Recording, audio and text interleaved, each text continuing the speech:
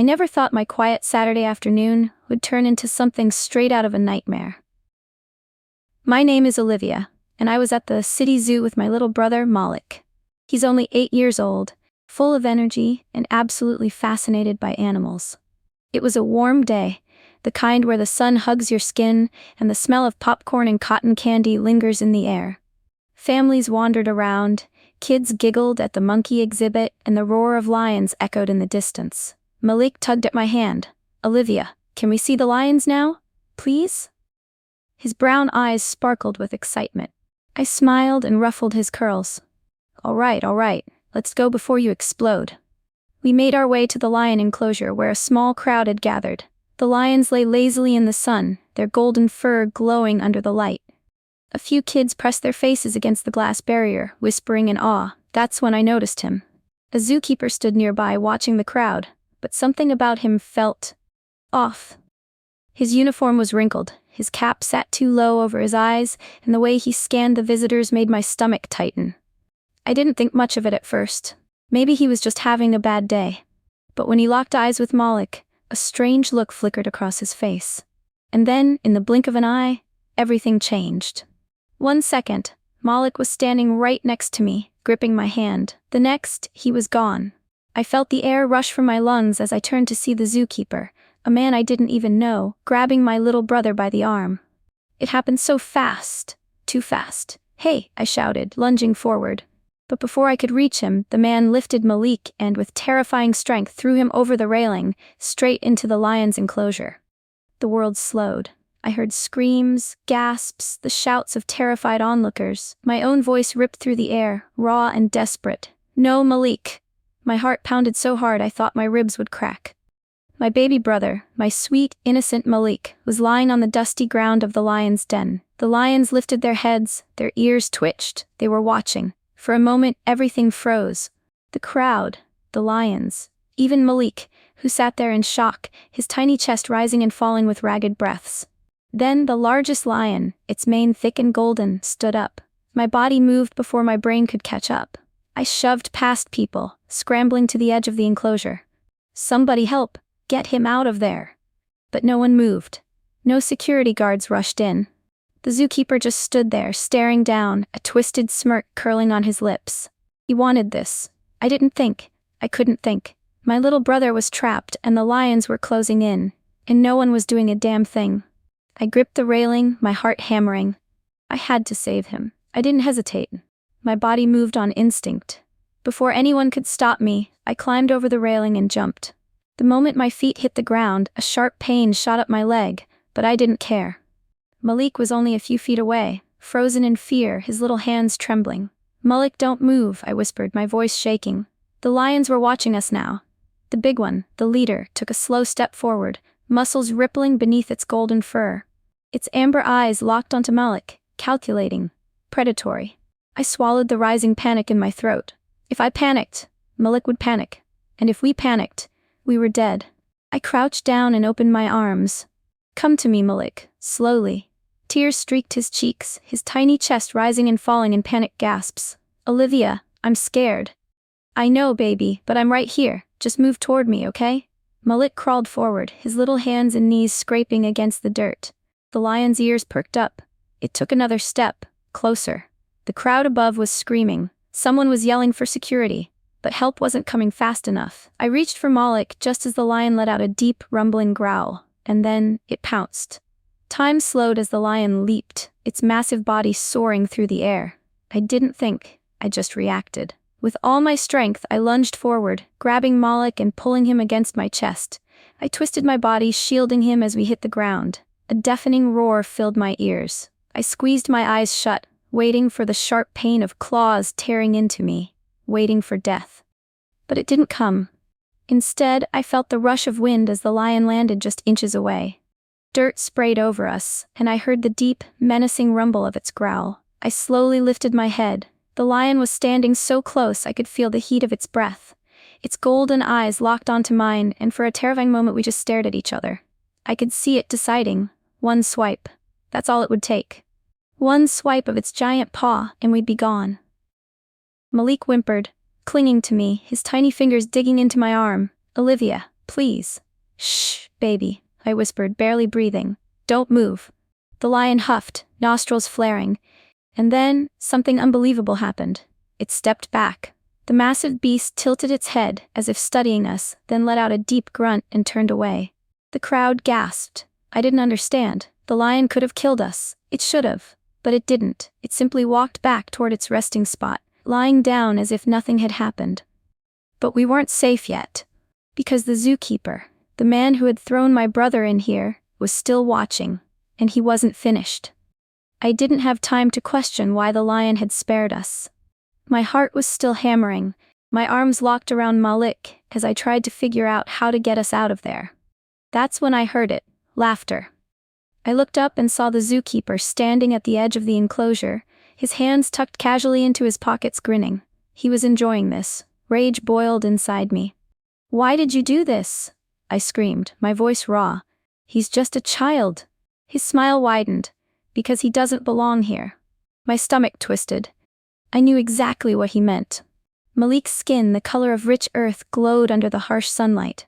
My own hands, wrapped protectively around him, were just the same. That man, who was supposed to be a protector of this place, had looked at my baby brother and decided he was disposable. I could barely see through the fury burning in my eyes.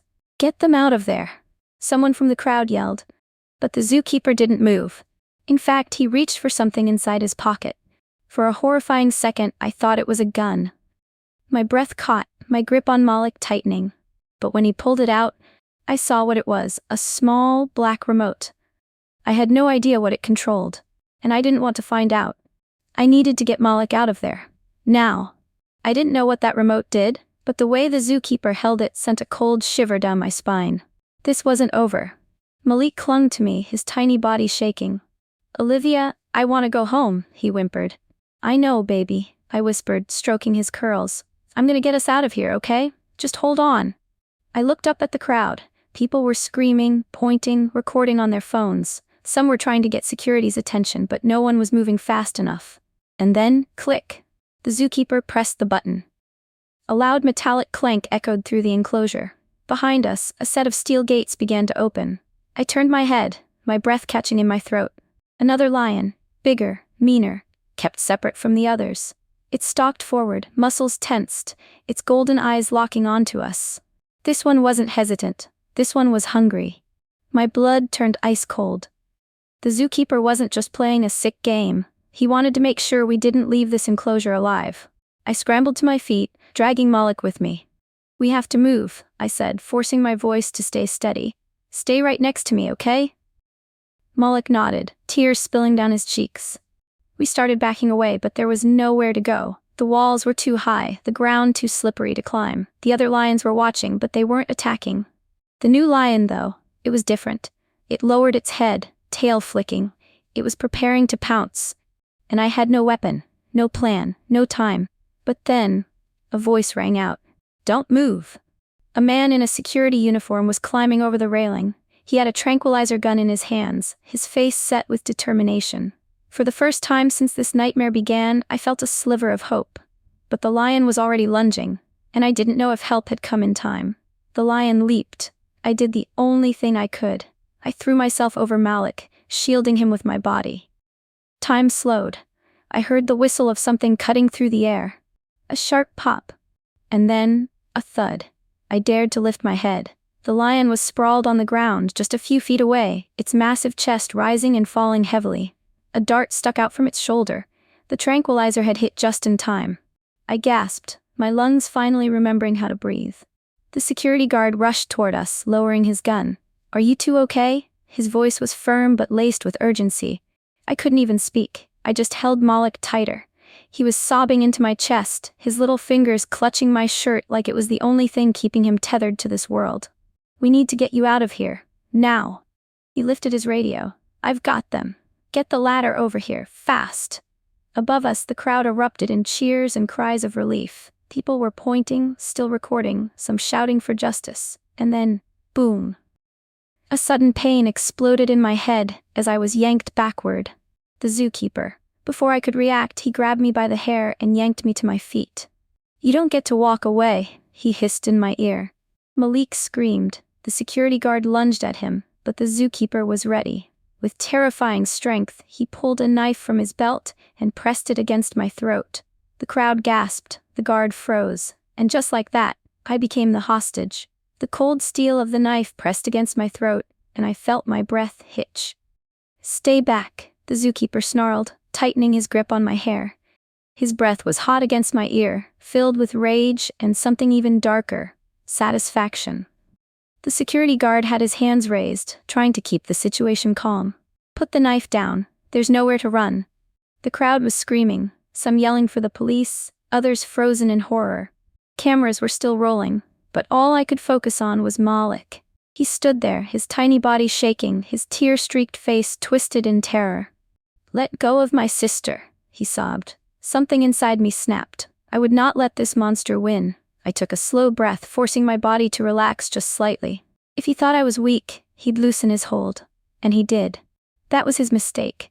With every ounce of strength I had left, I slammed my elbow into his ribs. He grunted in pain, his grip slipping just enough. I twisted free. The knife slashed wildly, grazing my arm, but I didn't stop. I spun around and shoved him with everything I had. He stumbled backward, right into the sleeping lion. The crowd gasped. The lion stirred, lifting its massive head, eyes blinking open. For a moment, the zookeeper and the beast just stared at each other. Then, the lion growled, a deep, rumbling warning. The zookeeper's cocky smirk finally faded, replaced by something else. Fear. He scrambled to move, but it was too late.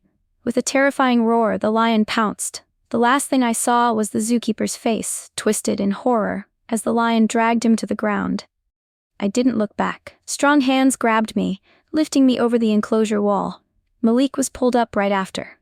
The moment we were both safe, I collapsed, clutching my baby brother, as we sobbed into each other's arms. It was over. The police arrived moments later. The zookeeper, who had a long history of violent behavior, was pulled from the enclosure alive but severely injured. He was arrested on the spot. Malik and I were taken to the hospital. Besides a few scrapes and bruises and the cut on my arm, we were okay. Alive. The videos of the incident spread like wildfire. The world saw what had happened. The zoo was forced to take responsibility. Lawsuits were filed. People lost their jobs. But none of that mattered to me. All that mattered was that Malik was safe, that he was alive. And as I held his tiny hand in mine, I made a silent promise. No one would ever hurt him again. Thank you for watching. If this story moved you, don't forget to like the video to show your support. Comment below and let me know your thoughts. I'd love to hear from you. If you enjoy emotional, gripping stories like this, make sure to subscribe and turn on notifications so you never miss a new upload. And don't forget to share this story with your friends and family. It might just leave them speechless. Your support means the world to me. See you in the next one.